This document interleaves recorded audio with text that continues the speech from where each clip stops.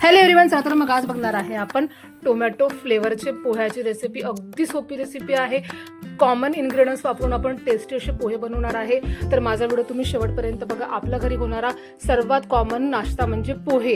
हप्त्यातून 2-3 वेळा तरी प्रत्येकाकडे पोहे होत असेल आणि माझ्यासारखे बरेच जण असेल जे पोह्याचे दिवाने असतील, त्यांना पोहे खूप आवडत असेल। आवडते की नाही? ज्यांना ज्यांना आवडते त्यांनी मला कमेंट करून नक्की सांगा। जर आपल्याला ते पोहे जर 2-2, 3-3 फ्लेवरमध्ये मिळाले तर किती मजा की नाही। माझ्या चॅनलला पोह्याच्या नवीन नवीन रेसिपी आहे, तुम्ही सर्वांनी नक्की भेट द्या आणि त्या रेसिपीचा आस्वाद घ्या। सुरुवातीला करायचं माहिती आहे का, आपल्याला चाळणीमध्ये पोहे घ्यायचे, आवश्यक थोडे पोहे घ्यायचे आहे। तर आपल्याला चाळून घ्यायचं आहे आणि 2 ते 3 पाण्याने स्वच्छ पोहे आपल्याला धुवून घ्यायचे आहे आणि चाळणीमध्ये अशा पद्धतीने आपले पाणी निथळून घ्यायचं आहे आणि पोहे छान भिजवून घ्यायचे आहे। म्हणजे आपले पोहे जे आहे ते घाटा झाले नाही पाहिजे आणि मोकळे मोकळे झाले पाहिजे। आता आपण वळूया आपलं फोडणीकडे। तसं एका पॅनमध्ये आपल्याला तेल गरम करायचं आहे, त्यामध्ये आपल्याला जिरं, मोहरी आणि कढीपत्ता घालायचा आहे। सोबतच त्यामध्ये टाकणार आहे आपण 2 ते 3 हिरव्या मिरच्या मस्त कट करून टाकायच्या आहे।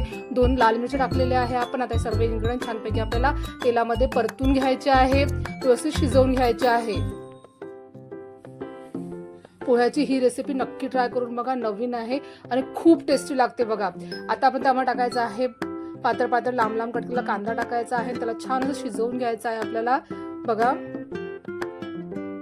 आता आपण पोहे पण चेक करू बघा, मस्त मोकळे मोकळे नरमगार असे पोहे आपले तयार झालेले आहे।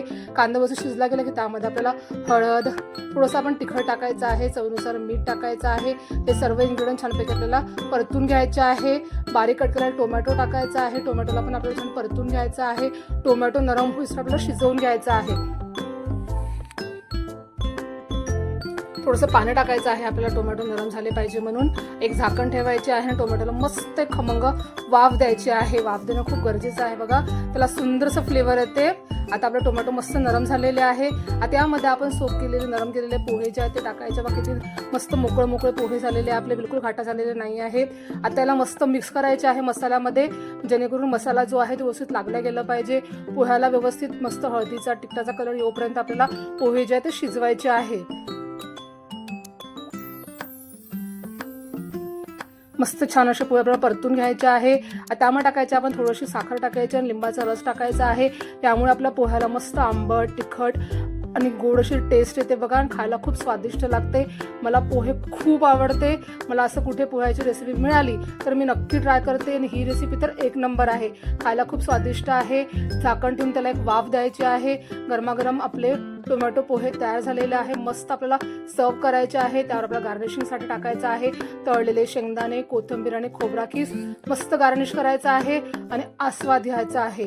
गरमागरम टोमॅटो पोहे 1 नंबर रेसिपी आहे, सोपी रेसिपी आहे, नक्की ट्राय करा। तुम्ही माझ्या चॅनलला नवीन असाल तर माझ्या चॅनल तुम्ही सबस्क्राईब करा, माझ्या व्हिडिओला लाईक करा, शेअर करा, कमेंट करा। नवीन असाल तर माझ्या चॅनल तुम्ही सबस्क्राईब करा आणि मला भरभरून सपोर्ट करा। गरमागरम पोहे तयार आहे, टोमॅटो पोहे। भेटू नेक्स्ट व्हिडिओमध्ये, बाय बाय।